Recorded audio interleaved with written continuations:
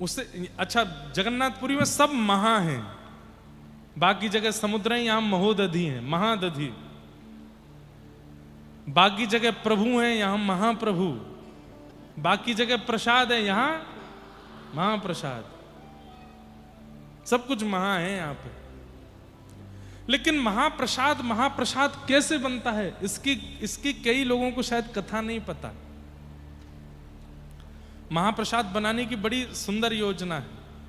सब लोगों को केवल इतना पता है, एक के ऊपर एक हंडी रख देते हैं, सबसे ऊपर वाली पहले बन जाती है, फिर उसके बाद दूसरी, तीसरी, चौथी, सब इसी कथा को ही बोलते हैं। पर महाप्रसाद बनाने का सबसे पहला रूप, जितने भी महाप्रसाद बनाने वाले जो सेवक हैं, वे सब लक्ष्मी जी का आवाहन करके जाते हैं। और वे जब ठाकुर जी का प्रसाद सिद्ध करते हैं, सब विश्व की सबसे बड़ी पाकशाला है जगन्नाथ भगवान की जो रसोई है, और वे वहां पाक बनाने वाले, ठाकुर जी का प्रसाद बनाने वाले जितने भी सेवक हैं, उनको यह भूलना पड़ता है कि हम कौन हैं। उनको यह भाव लाना पड़ता है कि हम जगन्नाथ जी की पत्नी लक्ष्मी हैं। और इस भाव को धारण करके जब वे जाते हैं, तभी महाप्रसाद सिद्ध होता है।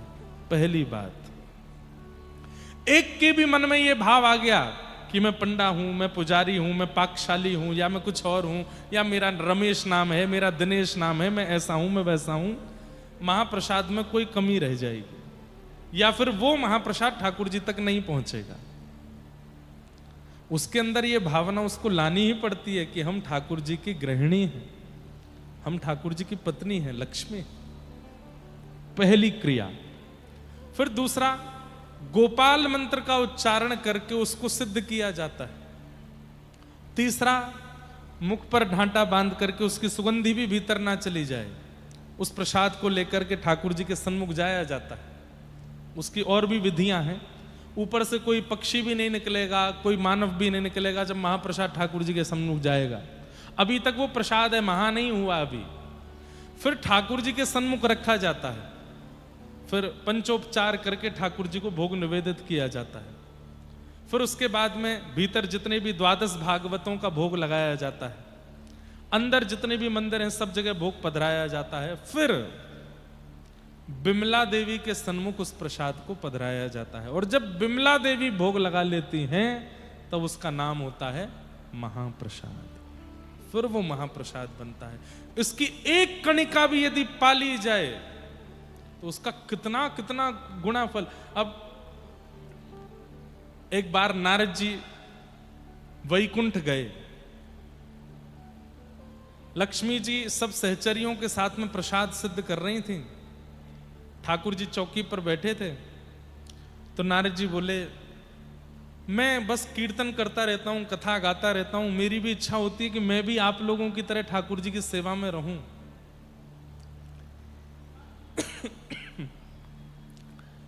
तो लक्ष्मी जी बोलती हैं कि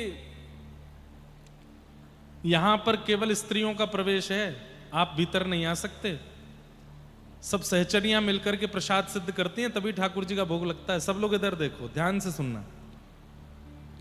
तो नारद जी बोले, थोड़ी कृपा कर दीजिए ना हमारे ऊपर भी।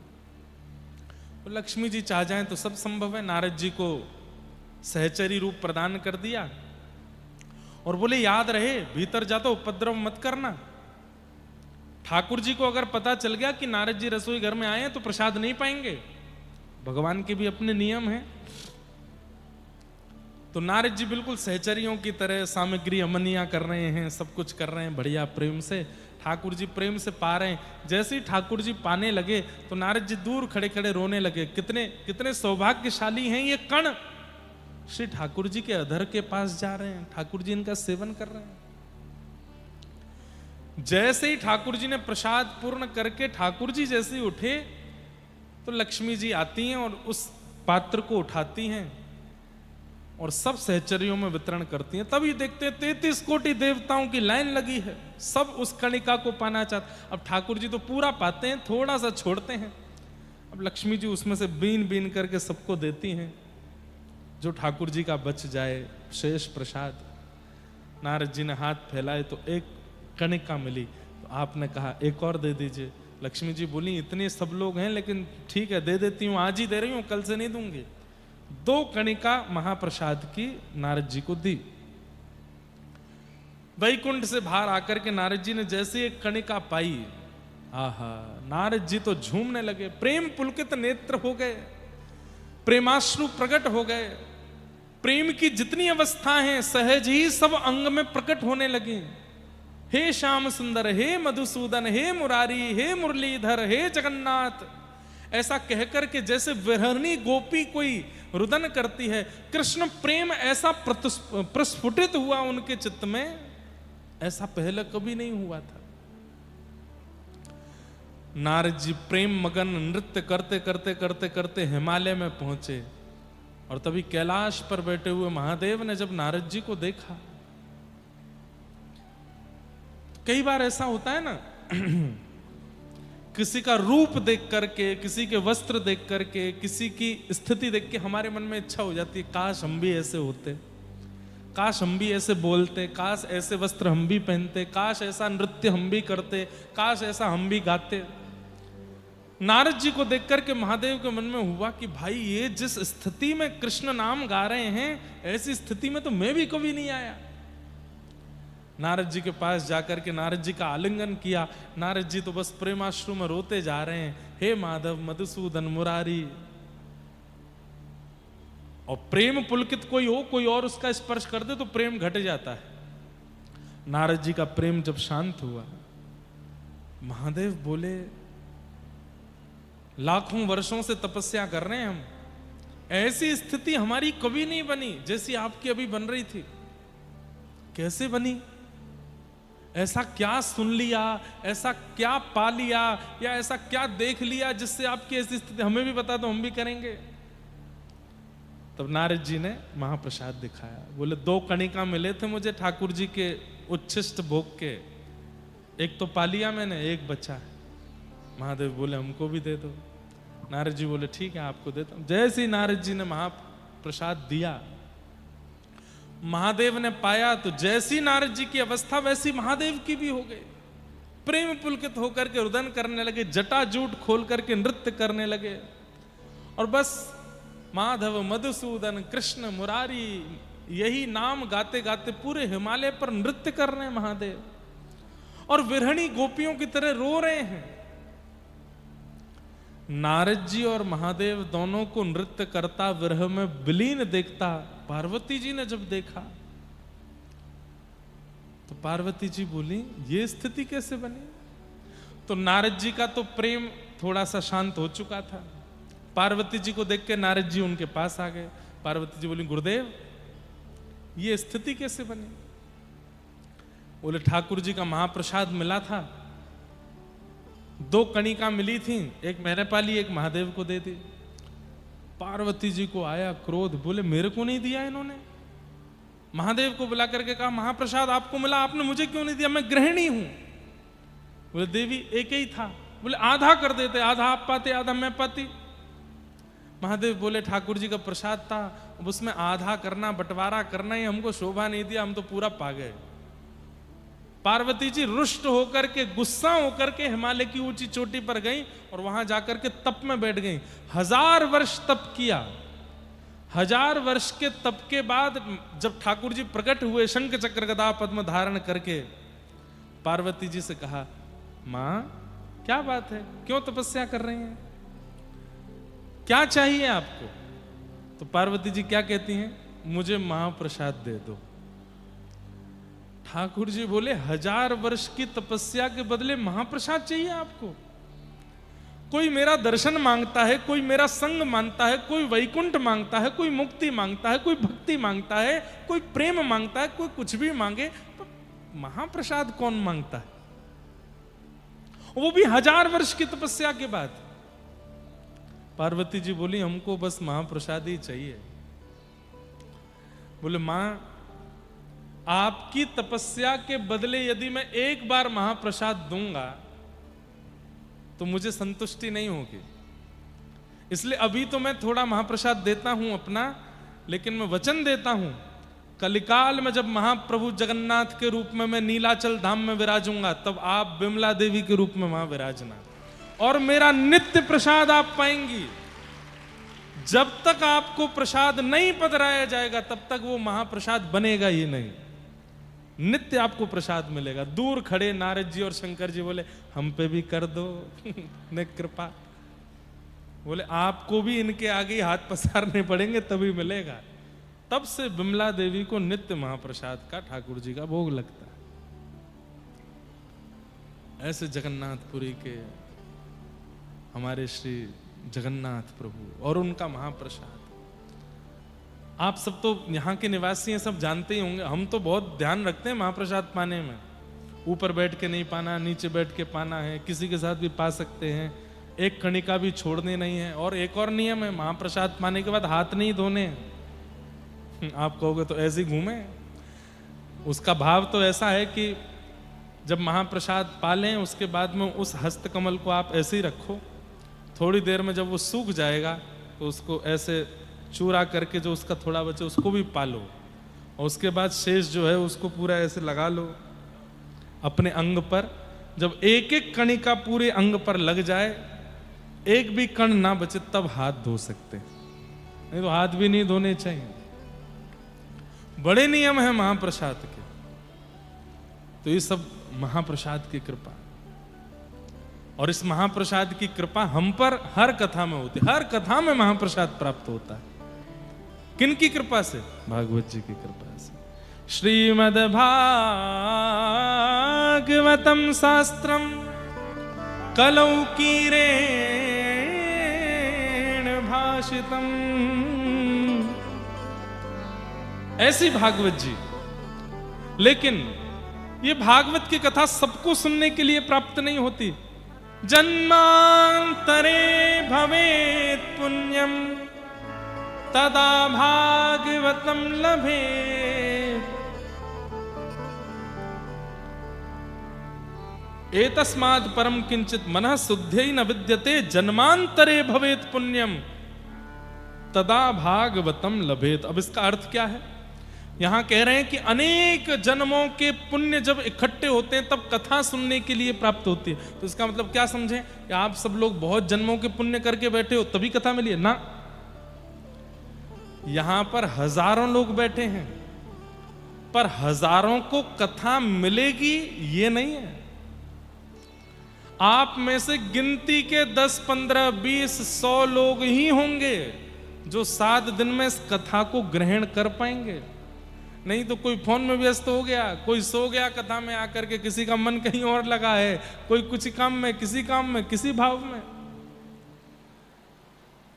यहां आकर के सप्ताह कथा को ग्रहण वही कर पाएगा जिसके अनेक जन्मों के पुण्य होंगे। आप लोगों का कथा में मन लगे इसलिए ये बात नहीं कह रहा हूं मैं। आप कितना भी मन लगाने का प्रयास कर लो, फोन बंद करके बैठ जाओ, मेरुदंड सीधा करके बैठ जाओ, आंखें पलक खोल करके बैठ जाओ, कान खोल के बैठ जाओ, एकांत में बैठ जाओ, किसी से बात नहीं करेंगे, ऐसे बैठ जाओ, लेकिन यदि आपके ऊपर भागवत जी को कृपा नहीं करनी तो समझ में आएगी ही नहीं।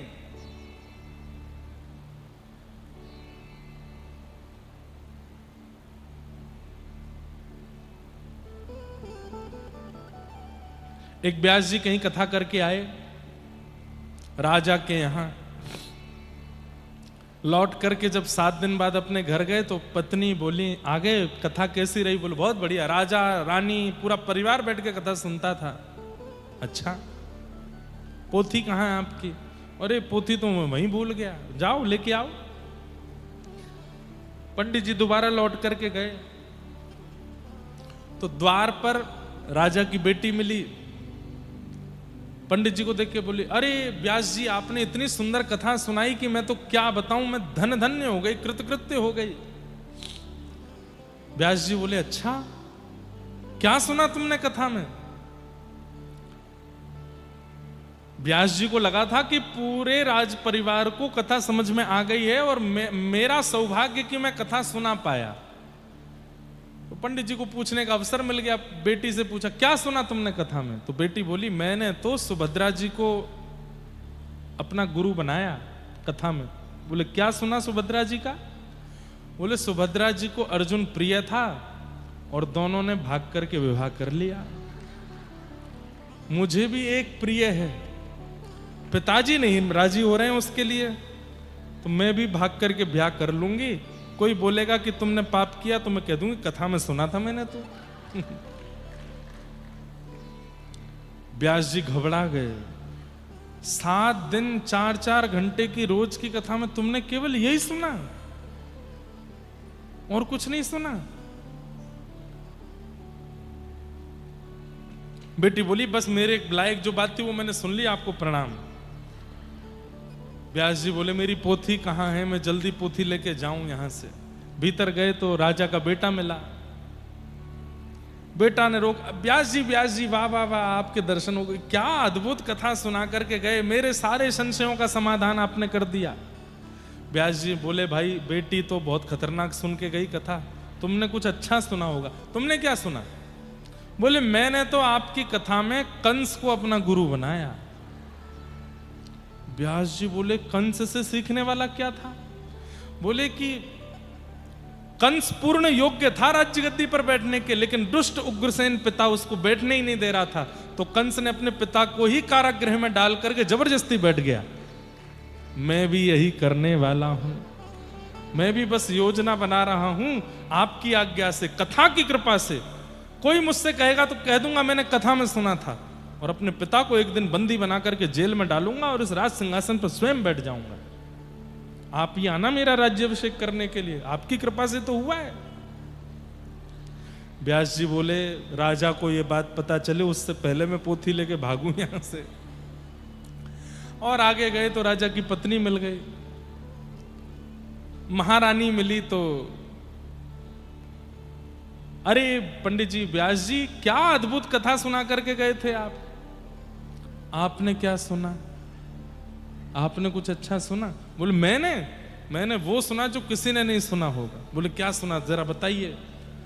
मैंने तो द्रौपदी को अपना गुरु माना। क्यों? बोले आपने एक दिन कथा में कहा था कि द्रौपदी जो है वो प्रातस्मरणीय है, प्रातः काल उठकर के पंच नारियों का स्मरण किया जाए तो जीवन उद्धार हो जाता है। उसमें एक नाम द्रौपदी का भी है, क्योंकि मेरे को लगता है द्रौपदी के 5 पति हैं। मेरा भी एक पति से मन भर गया। अब मैंने भी अपने राज में 4 पति और ढूंढ लिए हैं, इनसे भी ब्याह करूंगी। पंडित जी भागे वहां से।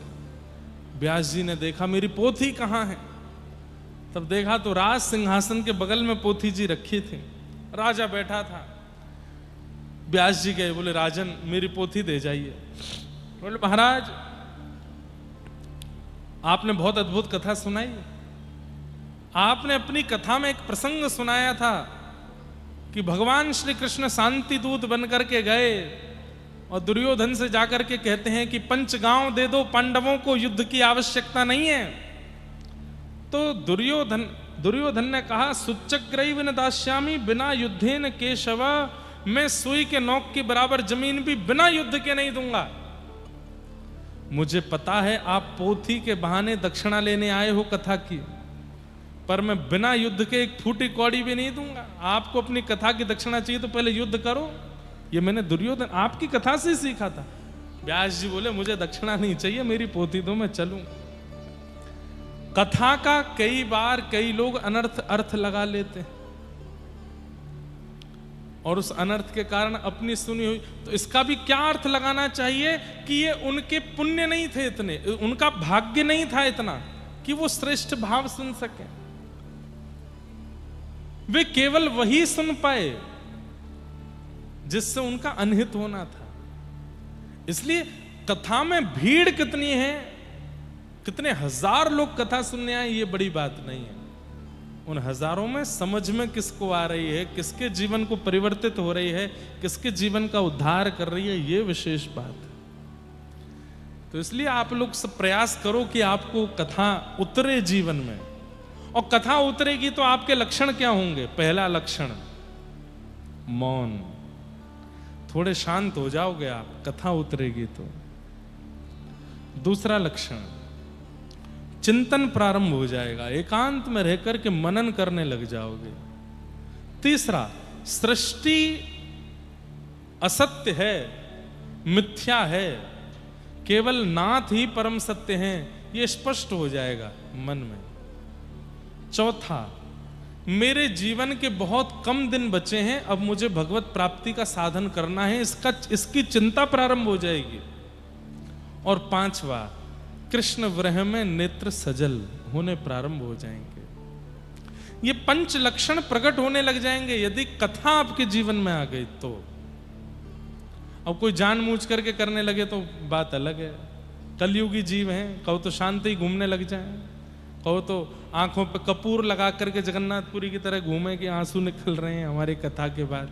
नहीं, प्रत्यक्ष यदि एतस्माद् परम किंचन मनः शुद्ध्यै न विद्यते जन्मांतरे भवेत् पुण्यम तदा भागवतम लभेत्। भागवत जी तभी प्राप्त होंगी जब अनेक जन्मों के पुण्य स्पष्ट होंगे। तो कथा में आ तो गए हैं, अब कथा समझ में भी आनी चाहिए, कथा जीवन में उतरनी भी चाहिए, कथा लगनी चाहिए आपके ऊपर, तब समझो कि भगवत कृपा है। भागवत जी में ऐसा क्या है? तब भागवत जी का महात्म्य सुनाते हुए श्री सूत जी महाराज बताते हैं कि एक बार नारद जी महाराज बद्रिकाश्रम गए और वहां सनक सनंदन सनातन सनत कुमारों से उन्होंने पूरी पृथ्वी की बातें बताई। तभी उन्होंने कहा कि वृंदावन में मैंने एक युवती को देखा, उस युवा कन्या की गोद में 2 वृद्ध लेटे थे। वो युवती भक्ति महारानी थी और वे 2 वृद्ध बालक उसके पुत्र ज्ञान और वैराग्य। मां युवा है, बालक वृद्ध है। मां कौन है? भक्ति। और बालक कौन है? ज्ञान और वैराग्य। आज भी बंधुओं भक्ति युवा है पर ज्ञान वैराग्य शून्य है। जगन्नाथपुरी में लाखों लोगों की भीड़ जा रही है दर्शन करने के लिए, पर कई बार कई लोग ज्ञान शून्य और वैराग्य शून्य होते हैं। इस कारण से भक्ति प्रसन्न नहीं रहती, भक्ति की अप्रसन्नता बनी रहती है। अब नियम है कि जगन्नाथपुरी में एकादशी के दिन एकादशी करना अनिवार्य नहीं है, लेकिन एक बात बहुत ध्यान से सुनिएगा, श्री क्षेत्र जगन्नाथपुरी में एकादशी के दिन रोटी खाना मना है। श्रीपुरी जगन्नाथपुरी में एकादशी के दिन होटल में खाना मना है। यदि आप रोटी खाते हैं, होटल में खाते हैं या बाहर का कुछ बना हुआ पाते हैं तो आपको अपराध लगेगा। जगन्नाथपुरी श्री क्षेत्र में एकादशी के दिन केवल महाप्रसाद पा सकते हैं, क्योंकि वो प्रसाद है, उसमें अन्न नहीं है, उसको पाने की आज्ञा है। अब लोग बाग एकादशी के दिन भी वहां जाकर के पिज्जा बर्गर खावें, चाउमीन उड़ावें तो एकादशी का अपराध लगेगा। प्याज लहसुन खावें तो एकादशी का अपराध लगेगा। एकादशी के दिन केवल महाप्रसाद पा सकते हैं, महाप्रसाद पाने में दोष नहीं लगेगा। बाहर यदि आप कुछ पा रहे हो होटल में, रेस्टोरेंट में, तो दोष लगेगा एकादशी के दिन भी। अब ये ज्ञान होना चाहिए, लेकिन हम लोग केवल भाव में चले जाते हैं। एकादशी तो यहां उल्टी टंगी भैया, यहां तो एकादशी करनी नहीं, कुछ भी खाओ, थूप दबा के उड़ाओ। नहीं, महाप्रसाद पाओ। और कितना पाओ? बोले आकंठ पाओ, जितने में गला भर जाए उससे ज्यादा पाओ। एकादशी के दिन दुगना पाना चाहिए, पर महाप्रसाद। अब ये ज्ञान है, ऐसे सूक्ष्म ज्ञान, ऐसे सूक्ष्म वैराग्यवंत भाव हमारे जीवन में होने चाहिए, तभी भक्ति प्रसन्न रह सकती है। नहीं तो भक्ति होते हुए भी हम अप्रसन्न ही रहेंगे। अरे तिलक लगाने के बाद, कंठी पहनने के बाद, भगवान नाम गाने के बाद भी हम रो क्यों रहे हैं? संसार के विषाद में हम पीड़ित क्यों हो रहे हैं? क्योंकि हमारे चित्त में जो भक्ति है वो प्रसन्न नहीं है, अप्रसन्न है। और उसकी प्रसन्नता कैसे होगी? सूक्ष्म ज्ञान, सूक्ष्म वैराग्य हमारे चित्त में होना चाहिए।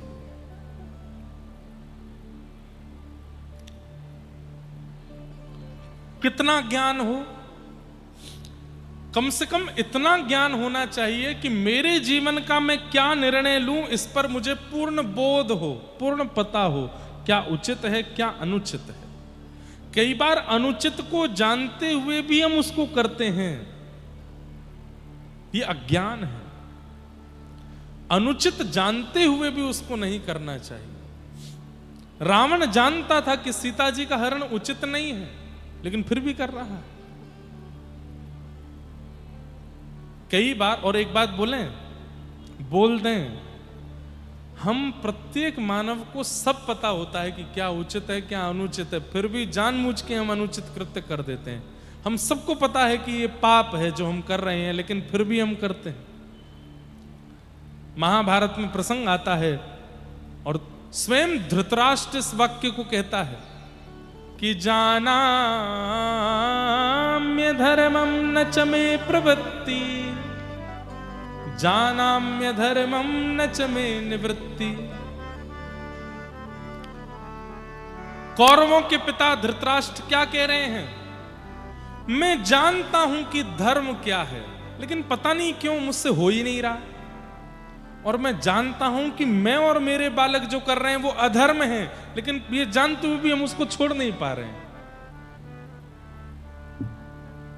इसका मतलब क्या है? सबको पता होता है कि मैं जो कर रहा हूं वो गलत है, सबको पता होता है कि मैं जो कर रहा हूं वो पाप है, लेकिन फिर भी वो करता है। इसीलिए तो उसका दंड मिलता है, क्योंकि हमें पता था कि ये पाप है। ज्ञान क्या है? कि पता है कि ये उचित नहीं है, ये अनुचित है, ये पाप है, और फिर उसका त्याग करना, उसे ना करना, यही ज्ञान है। इस ज्ञान को इंप्लीमेंट कीजिए।